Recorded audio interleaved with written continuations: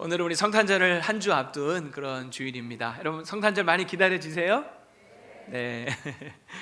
그래요. 많이 기다려 주시길 바랍니다. 정말 기쁘다 구주 오셨네 만 백성 맞으라. 여러분 성탄절 정말 기쁘시죠? 예, 정말 기쁘시기를 바랍니다. 근데 혹시 에휴 뭘 특별할 것도 없는데 매년 찾아오는 성탄절 뭐 그게 그거지 뭐, 혹시 여러분 그렇게 생각하시는 분은 혹시 안 계신지는 모르겠어요. 올해 성탄절은 보니까 주일이더라고요. 하필.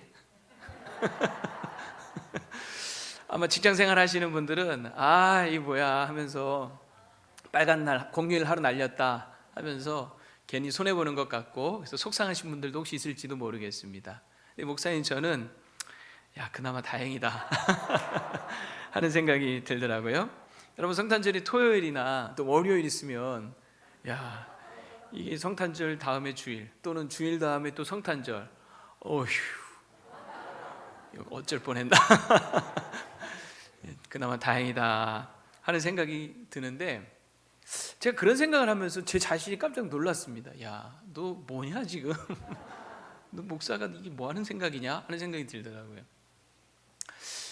어찌 보면 그냥 성탄절도 해마다 매년 돌아오니까 또 한 번의 예배를 준비해야 되고, 또 뭐 어찌 보면 또 번거로운 또 하나의 행사를 치러야 되나 하는 이런 생각이, 목사님 저 자신이 갖고 있구나 하는 생각에 소스라치게 놀라면서 이게 좀 하나님 보실 때 정말 얼마나 사악해 보일까 하는 생각이 들면서 참 많이 강팍해졌구나 반성하고 또 회개도 했습니다.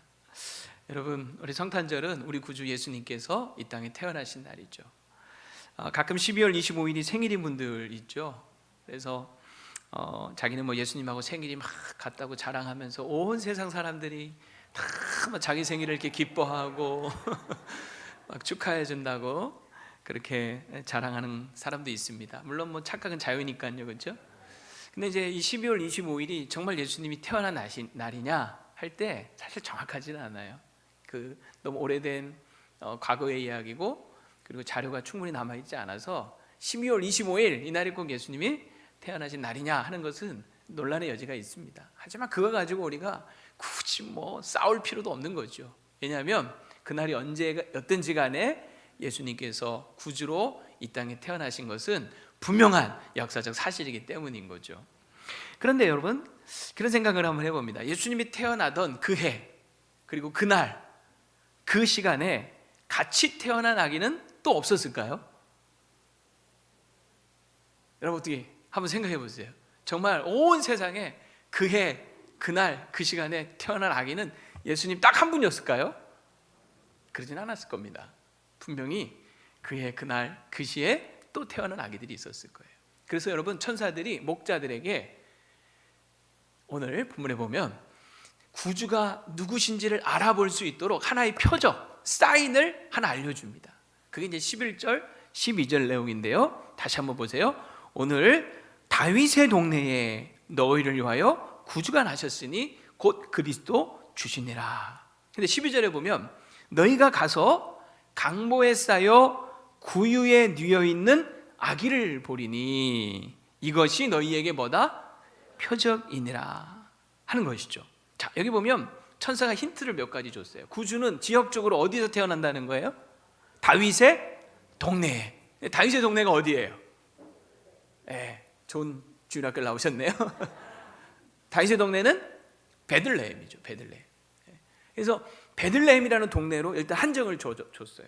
근데 아직도 조금 막연하잖아요. 그래서 천사는 조금 더 구체적인 정보를 우리에게 주는데, 그냥 아무데나 베들레헴에 아무 집에나 들어가서 찾을 수 있는 게 아니고 구유에 누워 있는 아기를 만날 것인데 그가 곧 구주다라고 가르쳐 준 거예요. 그래서 구유에 누워 있는 아기를 만나면 그가 구주라는 것을 알아라라고 얘기를 해줘. 그래서 실제로 여러분 이 목자들이 보면 오늘 15절 이후에 보면 그들이 어디로 가냐면 베들레헴으로 확 달려가죠. 그리고 그 베들레헴으로 달려가서 누구를 찾냐면 구유에 누인 아기를 뭐 했어요? 찾은 거예요. 그래서 정말 구유에 누인 아기가 있는 거예요. 그래서 그때 천사들이 자기에게 이 아기에 대해서 말해준 것을 거기에 있던 사람들에게 얘기를 합니다. 그랬더니요, 사람들이 깜짝 놀라는 거예요. 왜냐하면 그냥 보통 아기인 줄 안 거지. 뭐 아기들이 늘 태어나는 거니까. 그런데 이 아기는 보통 아기가 아니었던 거예요. 어떤 아기였어요? 온 세상을 구원할 구주셨던 거죠. 그래서 다들 막 놀랐어요. 마리아는 그러나 알았죠.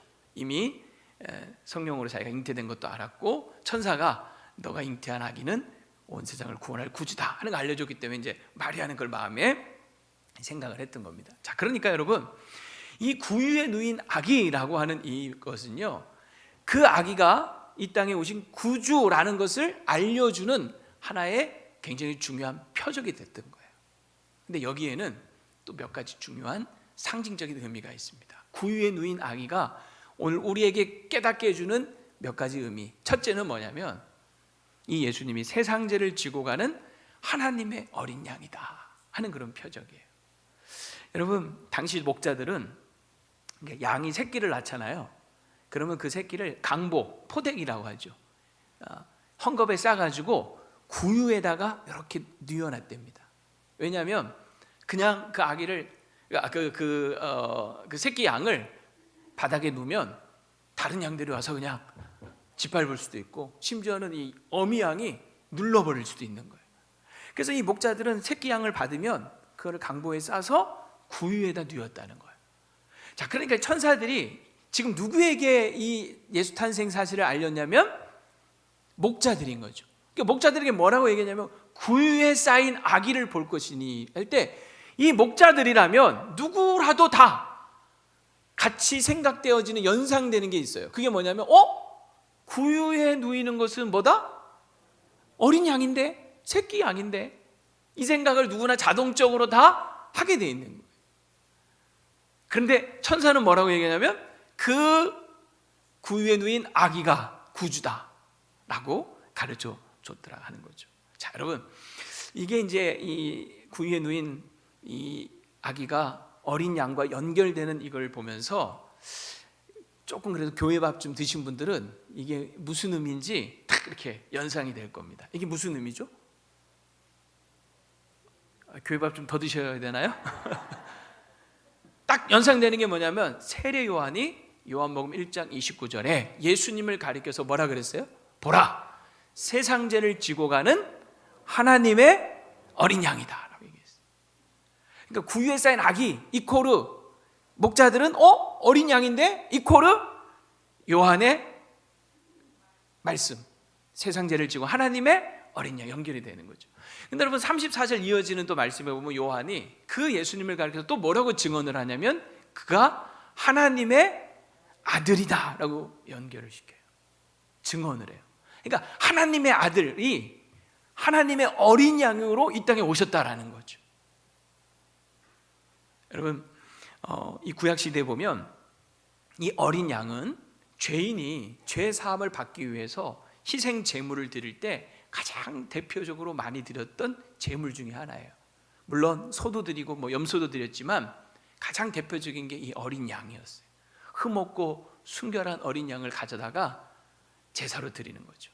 죄인이 자기 죄를 사함받기 위해서 자기가 집에서 키우던 새끼 양을, 어린 양을 데리고 옵니다. 그리고 자기 지은 죄를 그 새끼 양 머리에 안수하면서 전가시켜요. 이걸 뒤집어 씌운다는 거예요. 그래서 이 새끼 양이 그 죄를 다 뒤집어 씌운 채 죽는 거예요. 피를 흘리면서 죽는 거예요. 그래서 그 피 흘려 죽음으로 말미암아 그 죄인인 사람이 죄 사함을 받고 살게 되는 거예요. 이게 여러분 구약의 우리 제사법, 우리 잘 알고 계시지 않습니까? 그런데 자, 예수님은 조금 다른 게 있어요. 자, 뭐가 다르냐면, 구약에는 내 죄를 사하기 위한 내 양을 가지고 왔죠.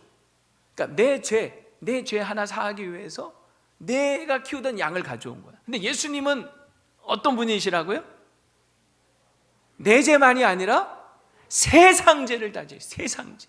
세상 모든 사람의 죄를 다 지셨고, 누구 양이에요? 하나님의, 내 양이 아니라 하나님이 보내주신 하나님의 양이더라 하는 거죠. 무엇을 얘기합니까? 온 세상 누구든지 간에 이 예수님을 구주로 믿으면 죄사함을 받는다라고 하는 것입니다. 이사야서 1장 18절에 보면 여호와께서 말씀하시되, 뭐라고 말씀하시면 오라, 좀 오라는 거예요. 우리가 서로 한번 변론하자, 한번 따져보자. 너희가 아무리 죄가 주홍 같을지라도 눈과 같이 희어질 것이요 진홍같이 붉을지라도 양털같이 희게 되리라. 하나님은 우리 죄를 씻어주길 원하신다는 거예요. 아무리 내 죄가 더럽고 씻기 어려운 그런 죄를 지었을지라 할지라도 여러분, 예수님의 보혈로 깨끗게 씻어주실 줄로 믿습니다. 그래서 우리는 예수님의 보혈의 피를 의지하여 하나님께 나아갈 수 있는 거예요. 예수님이 아니면 하나님께 나아갈 수 있는 자가 없어요. 요한복음 14장 6절에 예수님이 유명한 말씀하셨어요. 내가 곧 길이다, 내가 진리다, 내가 생명이다. 누구든지 나로 말미암지 않고는 아버지께로 나아갈 자가 있다 없다? 없다는 거예요. 그러니까 죄인은 우리는요, 이 하나님의 어린 양이신 예수님이 우리를 불러주셔야 돼요. 나로 말미암지 아버지께로 나아갈 자가 없다 그랬어요. 예수님이 우리를 불러주셔야 돼요. 찬송 중에 이런 찬송이 있죠. 인내하신 구세주여 내가 비오니 죄인 오라 하실 때에 날 부르소서, 날 부르소서. 주여 주여 내가 비오니 죄인 오라 하실 때에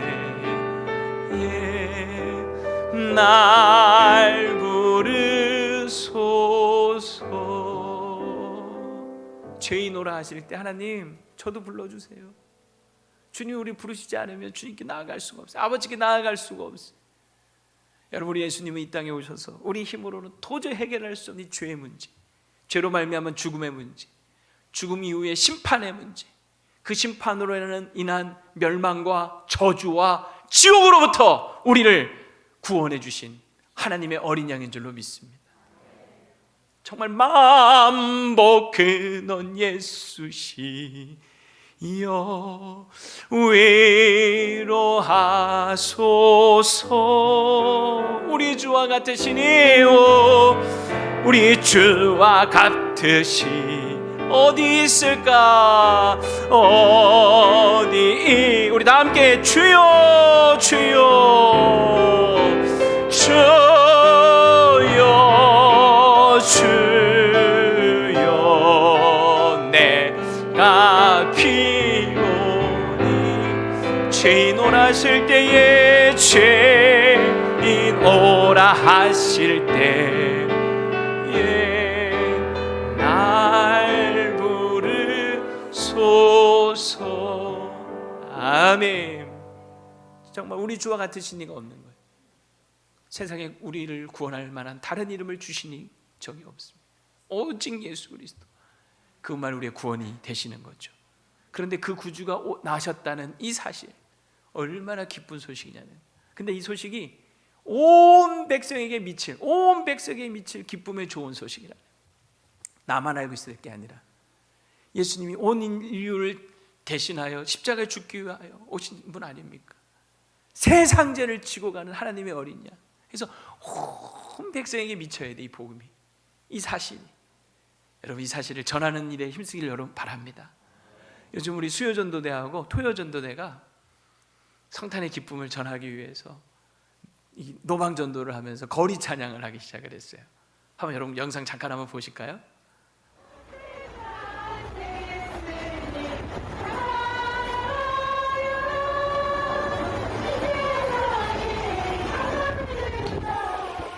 TV에 나오니까 좋죠? 지금 여기들 많이 계시는 것 같은데 TV에 나왔다. 여러분, 정말 날씨도 추운데 그 추운 날씨 가운데 사람들 막 지나다니는데, 그래도 여러분 정말 이 기쁜 소식을 전하는 저 모습이 얼마나 아름답고 또 행복해 보이는지 하나님 기뻐하시는 모습이라고 저는 생각을 합니다. 여러분, 우리가 저렇게 거리 나가서 찬양을 못한다 할지라도 많은 사람들이 온 백성이 미쳐야 되는 이 기쁨의 좋은 소식, 이 성탄에 열심히 전할 수 있기를 축복합니다. 두 번째로 여러분, 구주가 이 구유에 누이셨다라는 이 사실은 뭐냐면 누구라도 예수님께 나아갈 수 있다라는 것을 보여주는 하나의 표징인 거예요. 여러분, 예수님은 여관도 아니고 마구간 구유에 누이신 거죠. 유대인의 왕으로, 만왕의 왕으로 오신 예수님이 왕궁에 가시지 않고, 왕궁에서 태어나시지 않고 마구간 구유에 태어나신 거예요. 번지수 잘못 찾았던 사람이 있죠. 누구죠? 예수님이 태어난 곳을 잘못 찍었던 사람, 동방 박사들. 그들은 당연히 예수님이 왕궁에 태어나신 줄 알았어요. 그래서 처음에는 헤롯 왕궁에 가서 유대인의 왕으로 오시니까 어딨냐, 그들은 별을 따라오다가요 당연히 어디로 갔어요? 왕궁으로 간 거예요. 당연하다고 생각했던 거예요. 그러나 그들의 생각은 틀렸죠. 여러분, 예수님은 마구간 구유에 오셨습니다. 이보다 더 낮은 곳이 어디 있겠어요? 이보다 더 천한 곳이 어디 있겠어요? 그래서 여러분, 놀라운 사실은 이 세상 그 누구도, 정말 천하고 낮은 사람도 그 예수님께로 갈 수 있다라는 사실 아닙니까? 예수님을 만난 가장 첫 번째 사람들이 여러분 성경에 보면 누굽니까? 바로 오늘 본문에 나오는 들에서 양을 치던 목자들이었어요. 그 당시에 목자들은요 천한 직업이었습니다. 양을 밤새도록 지키면서 들판에서 자기 때문에 옷이 여러분 깔끔하고 깨끗했겠습니까? 더럽고 냄새나는 그 상태 그대로 그냥 예수님께 갔는데 예수님을 그냥 만날 수 있었던 거죠. 사실 이것이 예수님이 늘 우리에게 보여주셨던 예수님의 삶 자체였어요. 여러분 생각해 보세요. 복음서 보면 예수님 주변에는 항상 이런 사람들이 부쩍부쩍 됐어요. 가난하고 소외되고 볼품없는 사람들, 힘없는 사람들, 연약한 사람들, 병든 사람들, 세상 사람들로부터 따돌림 당하던 사람들 다 주님은 받아주셨어요. 심지어는 사람들이 전염된다고 쫓아냈던 그런 나병 환자들이나 혈류병 걸린 여인들도 예수님께 와서 만짐을 당했고 예수님 만져주셨고, 또 그 옷에만 손을 대어도 나을 것이라는 믿음 가지고 옷을 손을 대었을 때 예수님의 능력이 나가서 그 여인을 고쳐주는, 예수님은 항상 이렇게 가까이 사람들을 오게 하셨고 만져주셨고 어울려 주셨더라 하는 거죠. 한 번도 예수님은 쫓아내신 적이 없어요. 다 안아주시고 끌어안아주시고 받아주셨다는 거예요. 여러분, 미국 뉴욕에 브루클린 태버너클 교회라는 곳이 있습니다. 여기에 목사님이 짐 심발라라고 하는 목사님인데, 이분 이야기가 참 감동적인 이야기가 하나 있어요. 이분이 약 30여 년 전에 뉴욕 할렘가 그 가난한 빈민들, 또 노숙인들, 불황자들이 주로 거하는 그 할렘가에서 교회를 개척을 한 거예요. 그들을 선교하겠다고. 교회가 날로 이제 부흥하고 성장을 하던 중에 이분 인생의 가장 큰 위기이자 또 인생의 큰 변환점을 맞은 하나의 사건이 어느 주일날 일어납니다. 부활주일이었어요. 1부, 2부, 3부 예배까지 계속되는 예배에 이제 정말 다 예배가 마친 후에 녹초가 된 상태에서 이제 이분 마음속에 이제 좀 집에 가서 빨리 쉬어야 되겠다 하는 생각이 굴뚝 같았는데, 사람들이 예배를 마치고 다 빠져나가는 가운데 어느 한 남자가 빠져나가지 않고 이 강단에서 힘이 빠진 채 쭈그려 앉아있는 그 목사님을 그럼이 계속 쳐다보고 있더라는 거예요. 그래서 이 목사님이 힘들었지만 오라고, 자기를 이제 보고 싶어 하고 오라고 그러면서 이 가까이 오는 그 모습을 보는데 딱 영락 없는 불황자 행색이더라는 거예요. 아주 머리는 그냥 산발, 그냥 까치집 짓고 엉클어져 있고 옷은 그냥 깨주지하고.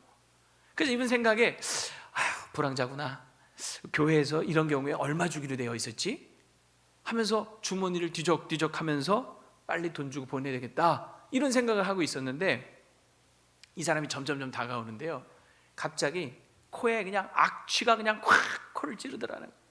세상 어디에서도 단 한 번도 맡아본 적이 없는 그 악취였답니다. 똥과 오줌과 땀과 뒷골목 그 바닥에서 뒹굴던 그 냄새가 뒤섞여서 그냥 목사님 얼굴이 저절로 막 돌아갈 정도였대요. 간신히 얼굴을 돌려서 이름을 묻고 주머니에서 꺼낸 $5를 주면서 빨리 가라고. 근데요, 이분이 이렇게 목사님 돈을 주는 손을 이렇게 밀치면서, 목사님, 저는 목사님에게 돈을 달라고 하는 것이 아닙니다. 저는 목사님이 말씀하시는 그 예수님을 알고 싶습니다. 그 이야기를 하는데 이 목사님이 갑자기 다리에 힘이 푹 풀리면서 털썩 주저앉았대. 자기 자신이 너무 한심스럽고 불쌍해 보이더라는 거예요. 내가 이렇게 싸구려 설교자 목회자가 됐구나. 주님께서는 주님을 갈구하는 사람을 나에게 보내주셨는데 나는 그저 돈 몇 푼 쥐어주고 빨리 쫓아버릴 생각만 했구나. 하나님, 저를 불쌍히 여겨주세요.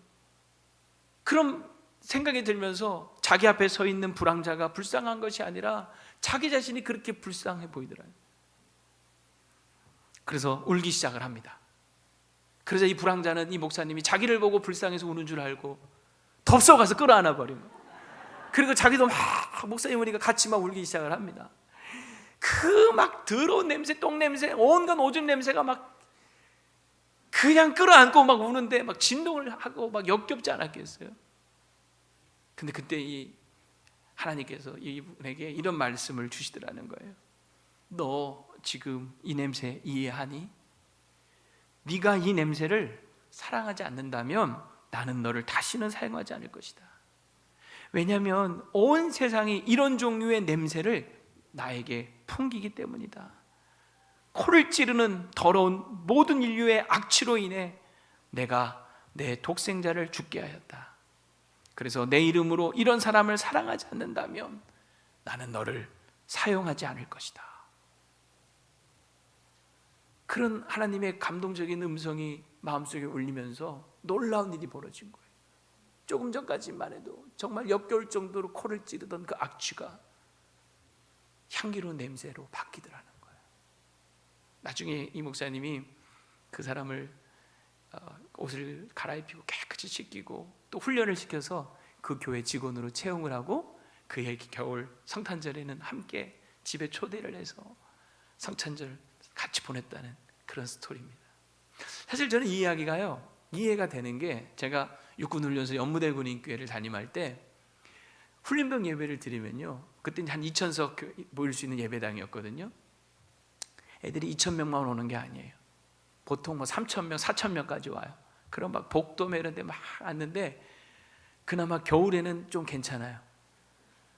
여름에는요, 와, 장난 아니에요. 우리 형제들 군대 갔다 온 형제들 알죠? 훈련 받으면서 땀에 쪄들어서 아무리 세탁을 하고 씻어도 이게 2,000명, 3,000명이 모여서 그것도 막 열광적으로 막 찬양을 하면 여름에는요 정말 코가 썩는 것 같아요. 얼마나 냄새가 나는지. 그래서 막 환기를 막 며칠을 시켜도요 이게 온 그 예배당 안에 이 냄새가 배어 있어요.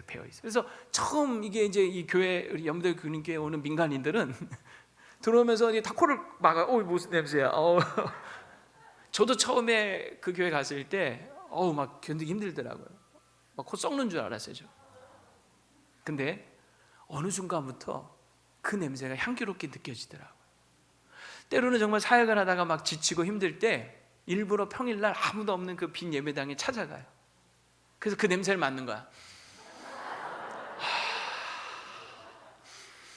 그러면서 그 냄새를 맡으면서 그 땀에 배어있는 그 예배당의 그 공기를 마시면서 우리 훈련병들이 그 고생하면서 훈련 받으면서도 주일날 주님을 사랑하는 마음으로 예배를 사모하면서 또 이렇게 이 자리에 달려오겠구나 하는 생각을 하면서 하나님 제게 힘을 주세요 하면서 그 냄새를 맡으면서 기도하면 정말 없던 힘이 막 생기고 그래 내가 힘내야지 그랬던 경험이 몇 번 있어요.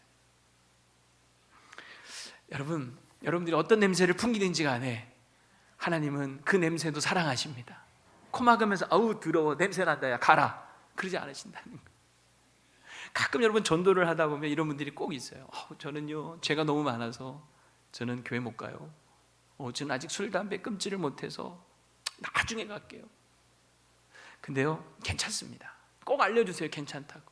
사실 그런 걱정은 쓸데없는 걱정이에요. 여러분 탕자가 아버지 재산 다 말아먹고 난 후에 할 수 없이 이제 아버지 집으로 돌아가면서 걱정이 태산이었죠. 네? 걱정이 태산. 무슨 걱정이었어요? 난 아버지 아들 될 자격이 없어. 자격 미달이야. 아버지한테 쫓겨나지 않으면 다행이야. 이런 걱정을 가지고 아버지 집에 갑니다. 그러나 아버지는 어떻게 하셨죠? 보자마자 그냥 와라 끌어안지 않습니까? 그 돼지치다가 온통 그 똥냄새 배어있는 그 아들이지만 그냥 와라 끌어안는 거죠. 살았다고.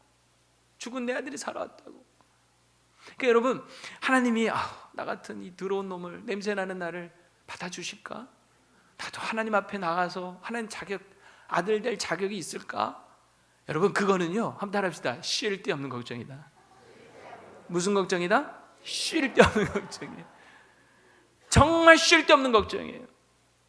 여러분, 예수님은 이 땅에 의인을 부르러 오신 것이 아니라 죄인을 부르러 오셨습니다. 우리가 죄인이기 때문에 나는 감히 하나님께, 예수님께 가까이 나아갈 수 없는 것이 아니라 죄인이기 때문에 더 예수님께 가까이 가야만 하는 것입니다.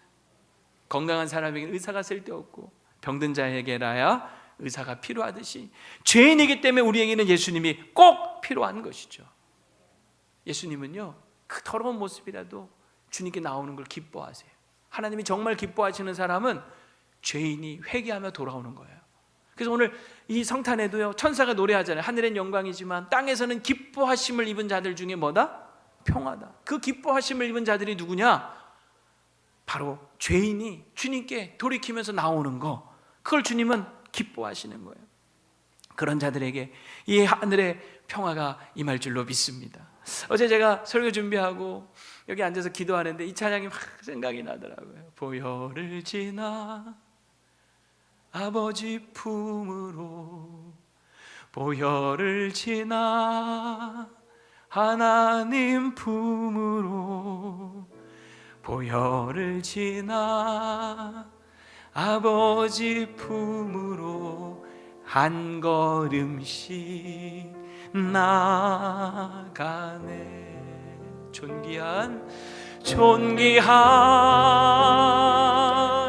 주 보혈이 내 영을 새롭게 하네. 존귀한 주 보혈이 내 영을 새롭게 하네. 아멘. 내가 다 씻고 나가서 주님 만날 생각하지 말고 그냥 있는 모습 그대로 주님 앞에 나가면 주님이 보혈로, 십자가에 달린 그 보혈로 우리를 정결하게 하시고 깨끗하게 씻어 주실 줄로 믿습니다. 그래서 우리가 주님 앞에 오늘도 나갈 수 있는 거죠.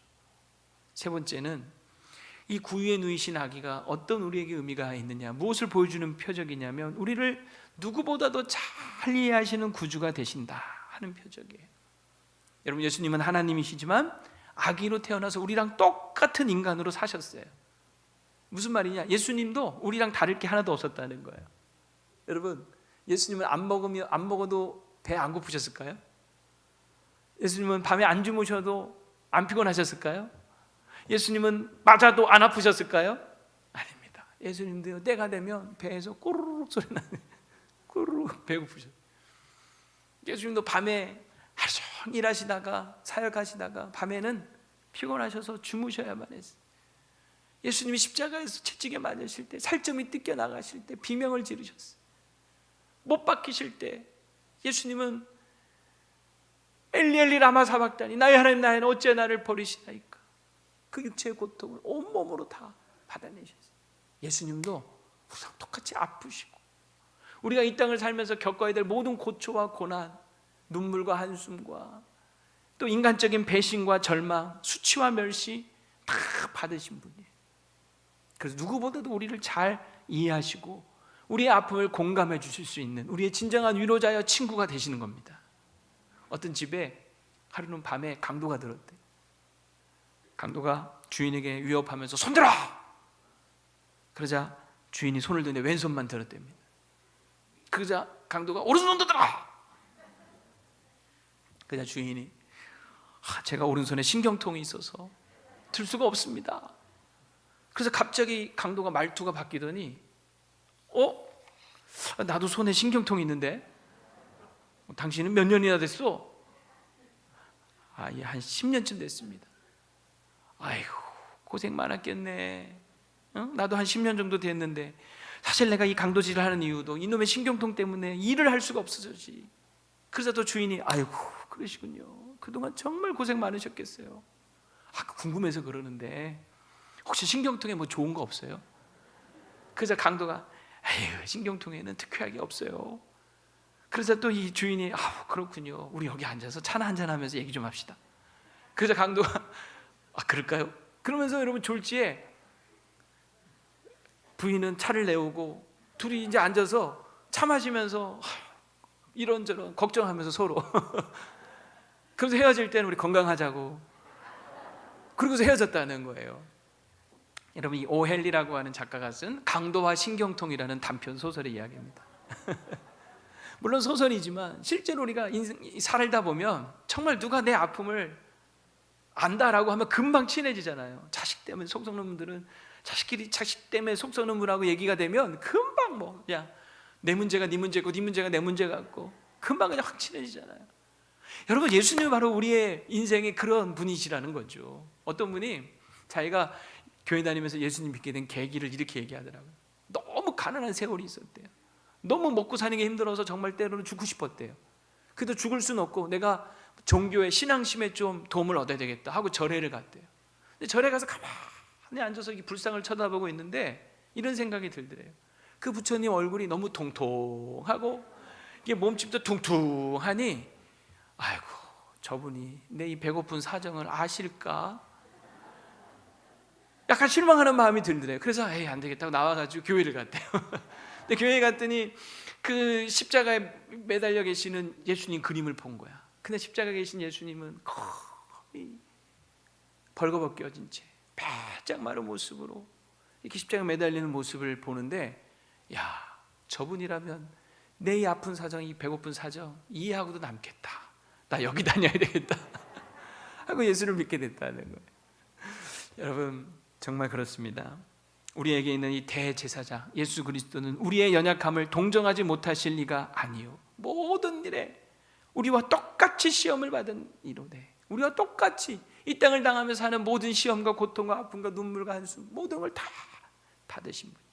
다만 우리와 다른 점은 그분은 죄를 짓지 않은, 죄가 없으신 분이라는 거죠. 그야말로 동병상련의 심정으로 여러분 우리를 공감해 주십니다.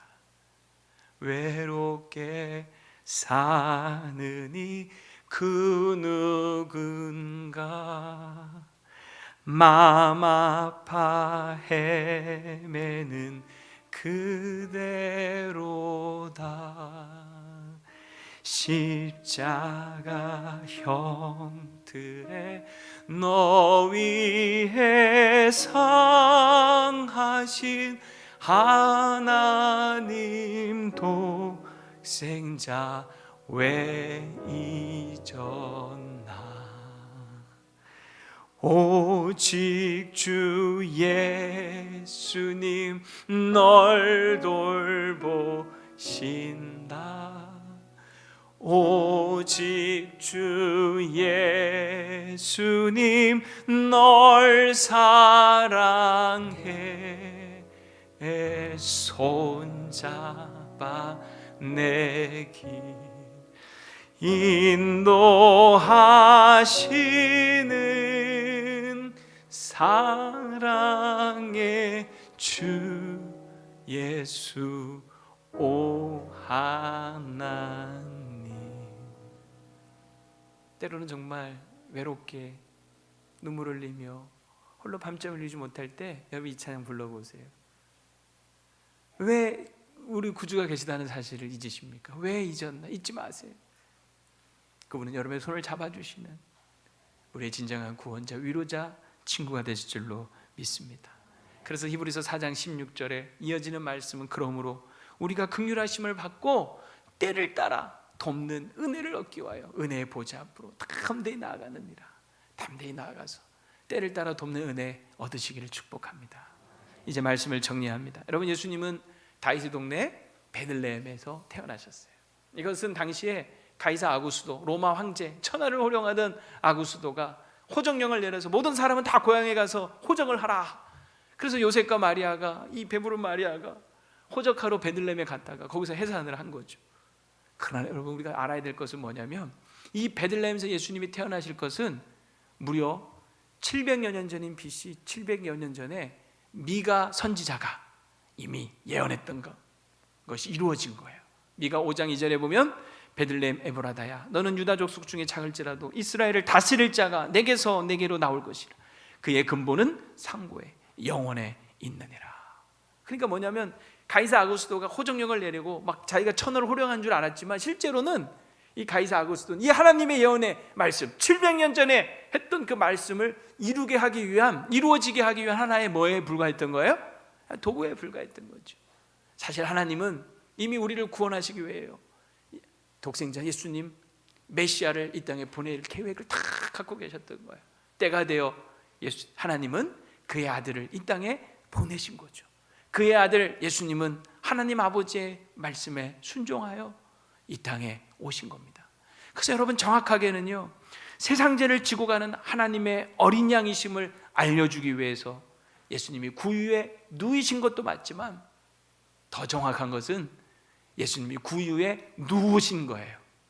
아무리 더럽고 냄새나는 죄인이라도 예수님께 나아올 수 있음을 알려주기 위해서 낮고 더러운 구유에 누이신 것도 맞지만, 더 정확한 것은 예수님이 구유에 누우신 겁니다. 우리를 진정으로 아시고 도우실 수 있는 분임을 알려주기 위해서 예수님이 사람이 되어서 구유에 누이신 것도 맞지만, 더 정확하게는 예수님이 구유에 누우신 거예요. 누이신 것과 누우신 것은 다르죠. 여러분, 그렇습니다. 예수님은 우리를 구원하기 위하여 스스로 직접, 어쩌다 보니 마지못해가 아니라 우리를 구원하기 위하여 직접 이 땅에 오셨고 구유에 누우신 거예요. 계시록 7장 10절에 보면, 그래서 우리는 이렇게 찬양할 수 있습니다. 큰 소리로 외쳐 이르되 구원하심이 보좌에 앉으신 우리 하나님과 어린 양께 있도다. 할렐루야. 큰 소리로 구원하심이 우리 보좌에 앉으신 하나님과 어린 양께 있도다. 함께 우리 찬양합시다.